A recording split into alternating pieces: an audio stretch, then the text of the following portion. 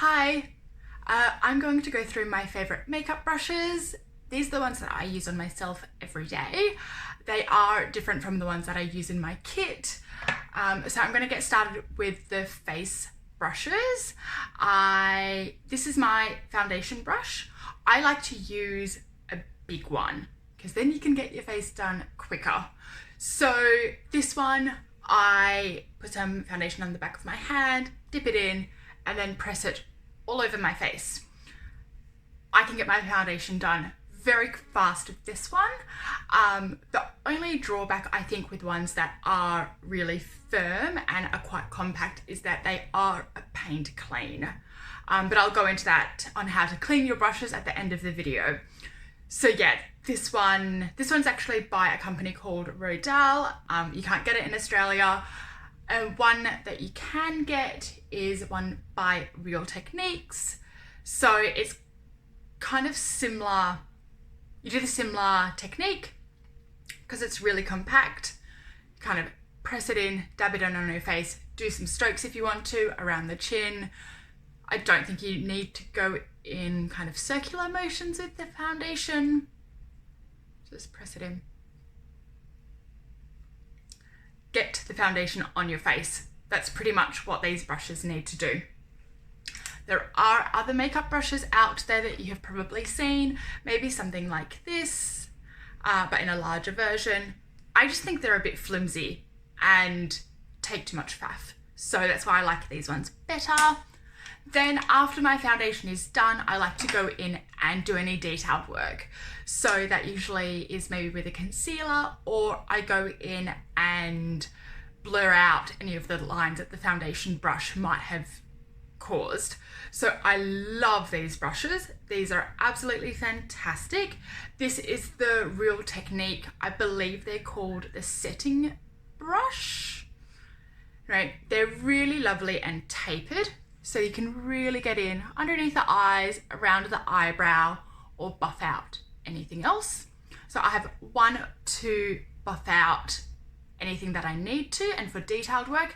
And I also use another one for powdered highlighter. So those two are really a must-have. I'm itchy on my nose. Every time I do a makeup, people always get itchy around the nose. I have no idea why. So that's those brushes out of the way. Then I like to go on with contour, bronzer, and blush. These are the two brushes that I've come back to time and time again. I do think with brushes, it is a personal thing. So if you have a favorite brush that I'm not showing you and it's doing the job, keep on using it. Everyone's going to have a difference of opinion. These are just my favorites. So with contour and bronzer, I do like one that's a little bit more flat because that means I can get a little bit more underneath my cheekbone if I need to, and carve out my jaw. So if you have a larger contour or bronzer brush, then something like this one, for example, it's just going to get everywhere and it's not going to be as precise. So something like that is really fantastic. I'm going to talk a little bit more about how brushes are made and brands and everything as well at the end of the video. Then my favorite blush brush is something that's a little bit more tapered. So this one you can be quite precise. So you know where you're going to apply the brush. This one used to be one of my favorites, but again, I like to be more detailed. The reason why you want to have these brushes is so that they do the job for you and you don't have to go in and correct it, or maybe that will some brushes might apply too much product. So that's what I always found with this one. Rather than with a tapered one, a quite small blush brush, if I want a really rosy cheek, I can apply it right to the apple of my cheek. Or for example, today I've got a bit more of a bronzy look. I wanted a little bit more through the cheekbone. So that's why I love that one. So that's face done. Then on to the eyes. I think this is where it can sometimes be a bit confusing, and also where I've had the hardest time finding my perfect brushes. So definitely one that I think a lot of people don't have, but it is so handy to have a little spoolie. And these ones, you can buy a super cheap one. They are literally all the same. And just to brush through the hairs, fantastic. And maybe some people might use it for mascara. I don't. You don't need to separate your mascara, just make it more clumpy, it'll look better. And then we're gonna go, then my eyebrow brush. I love an angled one. This one is from David Jones when I was about 16, and it's still going so strong. I don't know what I would do without it. Lots of brands do these little angled ones. MAC, Real Techniques. So you just want something really small to draw in any little fine hairs. And you want it to be quite thin as well. Then next, I'm going to talk about fluffy brushes. This is really something that you should have multiple of. They are great for laying down the color and blending. So as you can see, I again like something that's a little bit more tapered. Do I have a really fluffy brush here? No. I don't have any of my other larger ones because I don't use them. So with these ones, again, especially you want something more tapered around the eye. Of course, again, to be more detailed, but I think a lot of people actually don't have so much eye space. And as we get older and lose collagen in our skin and we start to get hooded eyes, if you have a really big eyeshadow brush, eyeshadow is going to go everywhere. So this, will give you a more blended look, and then so you actually know where you're putting your product as well. So I like to use this one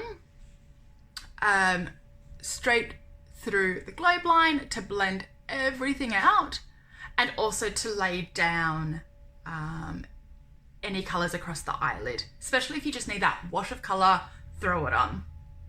It's a perfect one. Then this one is where I go on with darker tones. So I use this through my crease. So you can really get in there and apply that color. If you apply it with something a bit like this, that's more flat, it's going to be too harsh unless you're going to go for quite a dramatic look. But let's say generally that's going to be too harsh to put in the globe line. And then you have to blend it out anyway, so you might as well go on with this one.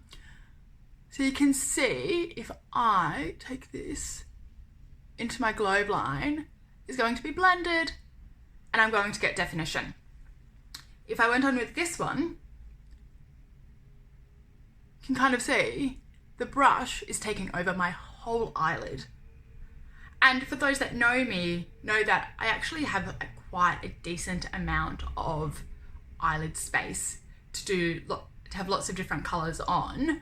So it's not like my eyes are super small, and I don't know what my point is. Anyway, going with this one to blend everything out. And you can of course use this a little bit underneath the eye, but I prefer this one if you want like quite a smoky look. So I think that's those two. And I have generally multiple of those going at the same time. There is a MAC one that's very, very, very popular back in the day, 217. This one looks quite old now. Do I have a newer one? Oh, this is a good one too from MAC. Oh, nice and tapered. I like the little ones. They do a better job. Anyway, onto the next brush, a flat brush. So I generally use this to buff out any of my eyeliner, to really smudge it out, and then to apply any enhanced colors or anything where I really wanted to pop. So for example, the eyeshadow that I've done today, I have pressed down this pigment, so it's really going to be a bit more bold. If I went on with the same pigment with a fluffy brush, it would just be very diffused. So that's why you need one of these, or two or three. So you just really use it just to press it down for any pop of color, and the front of it, just a little bit here, to smudge any of it out. So, show you the ones that I use mostly are these ones. They're my favorite. They're what I use every single day. Cleaning brushes. Please clean them at least once a month. Should really be doing it every 2 weeks, but let's be realistic, that's not going to happen. So please, once a month with just warm water and your hair shampoo. Doesn't need conditioner. With this foundation brush, it can be a pain. So that's when you can go on with maybe some dishwashing liquid, and really get it in there. Make sure that the water is running clean, rinse them out, lay them down flat with all the bristles laying where you want them to. Unlike, I washed this one yesterday and I didn't lay it down correctly. So now I'm not sure if you can see. No. Focus. No, fine. There are bristles spraying out. Oh, there we go. From the end. It's painful. I'm just going to wash that one again and lay it down flat, because I'm not going to use it like that. It just annoys me. Then I'll get eyeshadow everywhere where I don't want it to. So that's cleaning. Where to buy your brushes from? This one is a little bit hard for me to recommend. So if you do have any favorite brush brands that you think are just really lovely in quality, please let me know. So I do think MAC do the best brushes, and it is an investment. So maybe a good time to put it on your Christmas wish list. But they are fabulous. You know, I have had mine I've had some for probably going on 20 years. And I've had others for at least 10 years. I've had all of these for at least 5 years. Not that one. I've had these for about 5 years. And they will really last you a lifetime, especially if you keep them in good condition. So definitely MAC. Real Techniques do some beautiful ones. They actually don't sell this one anymore. Such a shame. If you ever see a blue Real Techniques brush, buy it. They are fabulous. I would say they're better quality than the MAC ones even. They're so soft, and how they are made is, you can tell they've been made for makeup artists, but so it will make your makeup application much easier.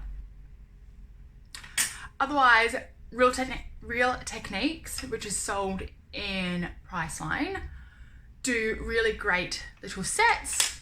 I'm not the biggest fan of sets. There's always one or two that you won't use. But so these are my Real Technique ones. I have to say, this one here, yeah, I've probably had it for about 5 years and it's not looking good. It's not lasting very long. I will just give it to Olivia actually, because you see all the little hairs are coming out.